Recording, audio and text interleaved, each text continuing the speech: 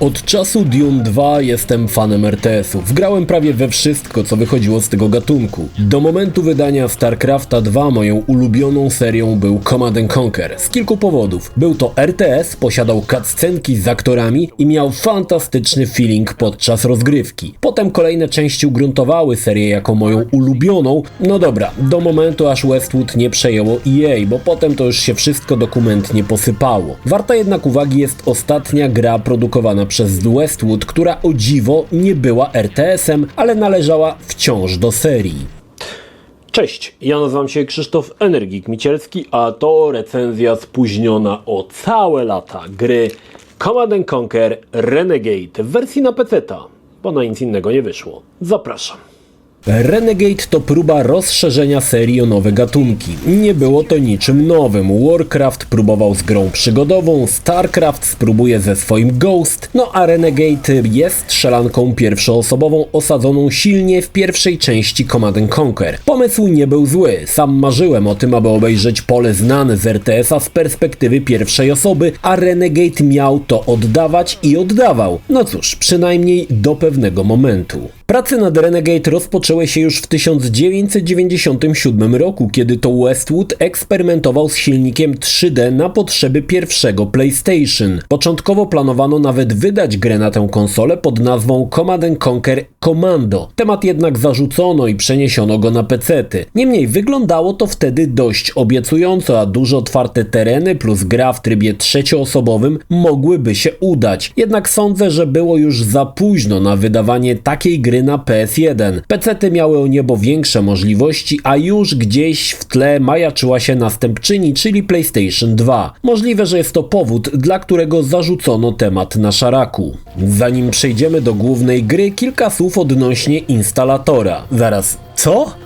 Westwood przez pewien czas tworzył instalatory, które już były częścią gry. Zamiast patrzeć tempo na granatowy pasek postępu na szarym tle, już tutaj wchodziła imersja. Renegade nie jest wyjątkiem, choć instalerowi daleko do wymyślnych form jak w pierwszym Command & Conquer i Red Alert, to tutaj mamy, no cóż, imersyjny installer, który miał już być częścią samej gry. W sumie szkoda, że niewiele firm w tamtym czasie poszło śladami Westwoodu. Dzisiaj można by zrobić listę gier z najlepszymi instalatorami. Historia dzieje się w ostatnich dniach pierwszej wojny o Tiberium, czyli podczas pierwszego Command & Conquer. Wcielamy się w komandosa GDI Nicka Parkera o kryptonimie Havoc. Wzorem RTS-a będziemy rzucani w różne części globu z zadaniem wykonania przeróżnych misji. Cała historia skupia się wokół powstrzymania Brotherhood of Nod przed stworzeniem genetycznie wzmocnionego superżołnierza. No powiem wam, że fabularnie gra nie zachwyca. To takie czasami niepowiązane ze sobą zadania, trochę jak w typowym RTS-ie.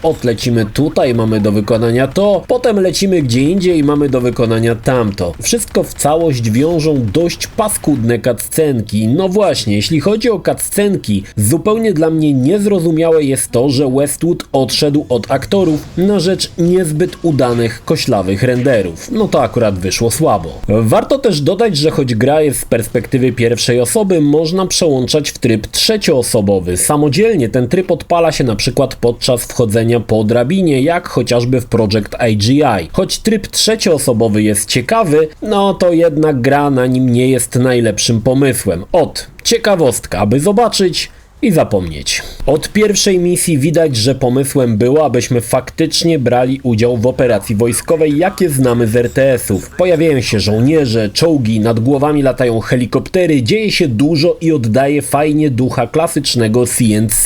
Grając na premierę byłem zauroczony modelami Hamui czy medium tanków, do tego piechurzy, których z RTS-a znaliśmy jedynie w formie figurek składających się dosłownie z kilku pikseli. Teraz to modele 3D, które można obejrzeć z każdej strony, a to nie koniec. Gra będzie korzystała z wielu jednostek znanych z RTS-a. Pojawią się harwestery, czołgi mamut, czy jednostki nodu, buggy, flame tank czy stealth tank. Wszystko w tej grze było, więc jeśli kochałeś uniwersum, czułeś się jak w domu. No ja tak właśnie się czułem, ale i to nie wszystko. Wieloma jednostkami będziemy mogli samodzielnie pokierować. Poczucie potęgi, kiedy jedziesz mamutem i walisz we wszystko dookoła, jest fantastyczne. Jednak nie wszystkim dane nam się będzie poruszać. Nie uda nam się zasiąść za sterami pojazdów latających, a szkoda, bo byłoby to świetne. Westwood jednak na tym nie poprzestał. Obok jednostek mamy też budynki, które można odwiedzać w środku, na przykład Hand of Nod. Do tej pory był to pikselowy budynek z rączką trzymającą kulę, a teraz to budynek, do którego wchodzimy. Mało tego, to nie jest tylko jeden pokój. W środku mamy system wind i podziemnych lokacji, ba, jest nawet podziemny poligon dla żołnierzy Nodu. Temat został rozwinięty idealnie. Zwiedzimy wszystkie ważniejsze miejscówki: elektrownie, rafinerię czy construction yard. Każda z lokacji jest złożona z masą wind, przejść i obszarów czekających na zwiedzenie. Mało tego, budynki, które były kiedyś chałupami ludności cywilnej, teraz też czekają na zwiedzenie, na przykład kościół, który pojawił się w jednej z misji. Piękna sprawa. Choć to wszystko wygląda zachęcająco, no to niestety grę trawi problem pustki. Owszem, wjeżdżasz do Hand of Nod, obszar jest bardzo duży, ale nic tam w sumie nie ma. Bieda bije po oczach. Owszem, to były inne czasy i gry nie miały takiej ilości detali jak teraz, ale nawet w 2002 roku, kiedy gra wyszła, uważałem, że za dużo tam pustych przestrzeni, które owszem, no są obszerne, ale nie za wiele tam w środku zamieszczono.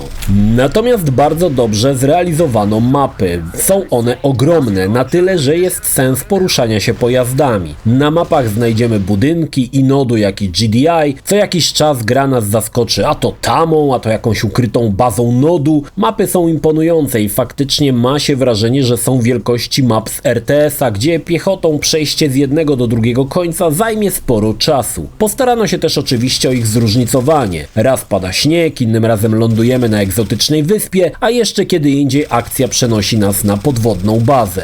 Gra jest głównie strzelanką, więc przez większość czasu będziemy walczyć z Nodem za pomocą oręża i jednostek. Będziemy mogli niszczyć struktury, podkładając bomby, ale głównie będziemy walczyć z niezliczoną ilością piechurów. No i tutaj bardzo poważny problem gry. Samo strzelanie jest niezwykle płaskie. Nie czuć zupełnie mocy broni. Przeciwnicy przyjmują kulę na klatę, a potem padają. Nie ma w tym nic ekscytującego. To, czego w mojej opinii w grze zabrakło, to fizyki ciał, która podkręciłaby rozgrywkę. Tak, strzelanie jest po prostu bezduszne, brakuje w tym magii. Każdy z karabinów, pistoletu czy jakiegokolwiek innego oręża, który zdobędziemy, zachowuje się jak pistolet nakapiszony. Pikselowe ludki z klasycznego RTS-a miały w sobie więcej życia niż trójwymiarowy Renegade. Poważnym problemem jest też to, że nie odczuwamy odnoszonych obrażeń. Po prostu energia leci, ale nic na to nie wskazuje i bam, nie żyjesz. I od nowa. Obok strzelania gra oczywiście stawia przed nami różnorakie zadania. Mamy jedno zadanie podstawowe, ale podczas gry dostajemy kolejne zadania poboczne typu uwolnij ludzi z kościoła, czy zniszcz jakiś element bazy Nodu. Niemal cały czas jest co robić, choć zadania czasami są powtarzalne, to nie odczujemy tego, bo tytuł jest niezwykle dynamiczny, a wszędobelskie sługusy Kaina są niemal wszędzie, więc nasz palec bardzo rzadko odpocznie od naciskania spustu. Gra niestety też ma problem z utrzymaniem tempa rozgrywki. Po misji tutorialowej, gdy lądujemy z poduszkowca na plaży, w tle widać elektrownię GDI, rozwalony helikopter, a samolot zrzuca w tle spadochroniarzy, czujesz, że jest moc. Niestety im dalej w las, tym gorzej. Niektóre misje potrafią zamulać. Widać, że pierwsza mapka to idealny materiał na przygotowanie dema. Pokazywał coś, czego potem gra nie potrafiła dalej dowieść. I nie będzie tajemnicą, jak powiem, że pierwsza misja jest z całej gry w mojej opinii najlepsza. Przede wszystkim czuć tutaj ogrom bitwy, która toczy się dookoła, a potem, choć pomysły były, to niestety nie zachwycają. Nie odczujemy ogromu operacji wojskowej w bazie morskiej, co jest oczywiste. Czasami gra jeszcze odbija się od tego i daje jakieś fajne miejscówki, jak na przykład miasto czy mapka zimowa, ale do genialności misji pierwszej zawsze trochę brakuje.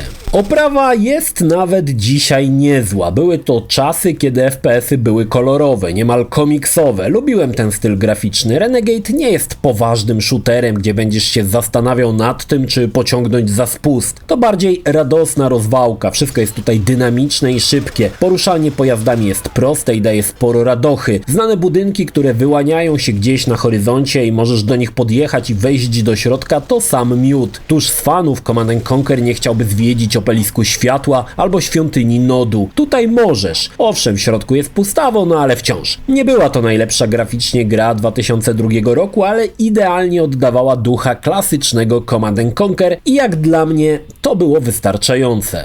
No dobra, jeżeli chodzi o pudełko, jest to wydanie Amerykańskie.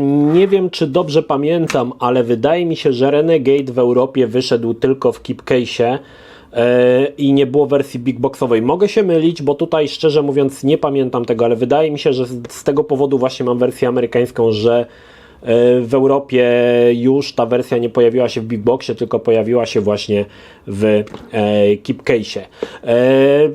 Pudełko raczej standardowych rozmiarów, z przodu mamy twarz Havoka, z tyłu mamy informację, cóż to za zajebiste elementy znajdziemy oczywiście w samej grze. Jeżeli spojrzymy do środka, niestety nie znajdziemy tutaj rarytasów zbyt wiele. Nie wiem, czy w ogóle będę mógł otworzyć, bo to jakiś był problem. A dobra, nie mogę wyjąć tego. No właśnie, nie mogę wyjąć tej tektury. Nie wiem, czy ona nie jest czasem jakoś tutaj przyklejona do całego pudełka. Ja postaram się oczywiście tutaj płytkę wyjąć, bo już tutaj sposób ogarnąłem kiedyś, dawno temu. Okej, dobra, mamy gierkę. Niestety jest straszna bieda, jeżeli chodzi o Renegade'a, bo mamy gierkę w zwykłym pudełku CD. Jeżeli ja sobie ją otworzę tutaj, wyjmę z folii, no to mamy tutaj kod, który umożliwi nam instalację, bo to jeszcze były czasy, kiedy trzeba było kod wpisywać. No i niestety manual jest oczywiście jako okładka, czyli trochę jak w grach od PlayStation. Mamy tutaj taki bieda manual. Widać było, że Westwood tutaj już chyba nie domagał trochę, że już jej tam się pojawiło na horyzoncie i już trochę im się nie chciało. Trochę szkoda, bo zawsze te serie Command Conquer miały jakieś tam fajne manuale z opisem jednostek i tak dalej. Pudełko mi się trochę połamało, także wybaczcie, mamy tutaj oczywiście grę na 2 płytkach i w zasadzie jeszcze jedną rzecz, którą mam do tej gry. Nigdy nie jest to dla mnie jakoś specjalnie istotne, żeby ten element w Big Boxie się znalazł, ale mam kartę rejestracyjną, którą można wysłać jak ktoś lubi. Słuchajcie, wiecie co? Okłamałem was. To nie jest wersja amerykańska. Okłamałem was. Okazało się, że to nie jest wersja amerykańska. To jest wersja australijska. Skąd ja to w ogóle mam? Przyjechała do mnie z kraju kangurów. Może kangur w torbie nosił Renegade'a i mówi, wyślę Krzyśkowi, to zrobi materiał. Nie pamiętam, dlaczego mam wersję australijską. To było lata całe temu, kiedy to kupiłem. No ale mam wersję właśnie australijską. Oszukałem was, to nie jest amerykańska wersja. Nawet nie wiedziałem, szczerze mówiąc, że to jest wersja australijska, no ale tak to jest. No i powiem wam, że jeżeli chodzi o samo wydanie, jeżeli nie macie tego Big Boxa, nic nie tracicie, nie musicie go mieć faktycznie, nie jest to jakby jakaś ważna rzecz, żeby ją mieć. Chyba nawet w Keep Case'ie lepsze rozwiązanie niż trzymać Big Boxa gry, które w środku ma pudełko i kartę rejestracyjną. nie rozumiem trochę w ogóle, po co było, jaki był sens wydawać takie duże pudełko, żeby w środku włożyć płytę i kartę rejestracyjną. To jest w ogóle bez sensu. Żeby chociaż manual był. Ostatnio pokazywałem wam Wolfensteina, jakie było fajne wydanie i dużo dodatków i metalowe pudełko. Tam był sens, żeby to jakoś właśnie było w takim, a tutaj trochę nie widzę sensu i powodu, żeby wydawać to w takim Big Boxie. No ale czasami takie sytuacje też się zdarzają. Dobra, to tyle jeżeli chodzi o pudełko. Nic ciekawego i szalonego niestety w nim nie znajdziemy. Dzisiaj, zasiadając po 22 latach do Renegade'a, pamiętałem, jak było to fajne i wiecie co? Nadal jest fajne. Nie pomyliłem się, choć gra nie spotkała się ze zbyt dobrymi ocenami krytyków. Dla fanów RTS-owej serii było to czymś totalnie magicznym. Owszem, Renegade nie miał startu do FPS-owych wymiataczy, ale dla mnie to nie miało znaczenia. Ważne było, że mogłem zasiąść za sterami mamuta i siać pożogę. Czuć się jak ten jeden malutki, kilkupikselowy komandosik, który sam potrafił rozwalić całą bazę nodu i tutaj właśnie taki jest Renegade. Uwielbiam to, że można zwiedzać budynki, które do tej pory były dla mnie jedynie pikselowym sprite'em. W Renegade nabierały życia i głębi, nawet pomimo to, że świeciły pustkami. Wreszcie fantastyczne mapy, na których nie zabrakło znanych elementów z klasycznego RTS-a. Renegade nadal ma płaskie i pozbawione ikry strzelanie. Miał tak w 2002 roku i doskonale to zapamiętałem. Dzisiaj grając było to jeszcze bardziej zwiedzone zwielokrotnione, no ale cóż, trudno. Nie przeszkodziło mi to w doskonałej zabawie i na przekór wszystkim mówię, że Renegade to zajebista gra dla fanów serii i jedyna okazja, aby zobaczyć znajome pole bitwy niemal od środka. Dlatego nawet pomimo wad zdecydowanie warto w Renegade'a zagrać. Polecam. Jeśli film Ci się podobał, zachęcam do subskrypcji lub wsparcia mojego kanału na portalu patronite.pl. Film o podobnej tematyce znajdziesz tutaj, natomiast z drugiej strony znajdziesz film wygenerowany przez platformę YouTube. Zachęcam również do odwiedzenia moich social mediów, grupy Energikowcy na Facebooku oraz serwera Discord. Linki jak zwykle w opisie.